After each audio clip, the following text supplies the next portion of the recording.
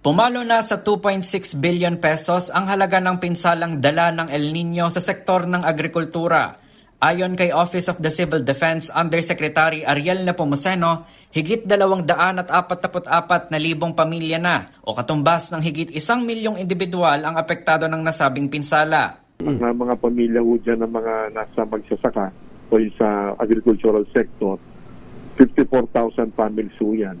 Pag sinukat naman kung ilan yung apektadong ektarya ng mga tinamaang mga sakahan, mahigit 53,800 plus hectares.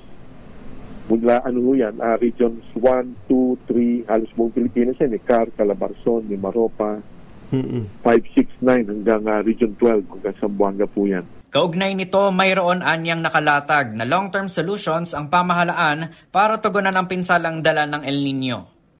Kombinasyon yan ng mga malalaking dam para ho sa patubig at kuryente, pati na rin ho sa maiinom ng mga kababayan natin.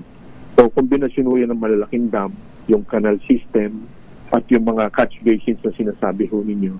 At then, para dire-diretso yan yung long-term solution ho talaga. Pati naman sa energy sector, although involved of course yan ang private sector, yun talaga maparami pa yung supply natin ng kuryente. Kasi pagtitipid naman nagagawa naman ho natin yan, pero hindi naman din yun ang solusyon. Kailangan dagdagan din ng karagdagang produksyon ng kuryente. Yan ang mga long-term solution. Yes. Samantala, bukod naman sa pagsasagawa ng cloud seeding, katuwang ang Philippine Air Force, nagpaabot na rin ng iba't ibang uri ng tulong ang mga ahensya ng pamahalaan sa mga magsasaka na pinakaapektado ng El Nino. Para sa MBC TV Network News, ito si Kyle Bulyas. Sama-sama tayo, Pilipino.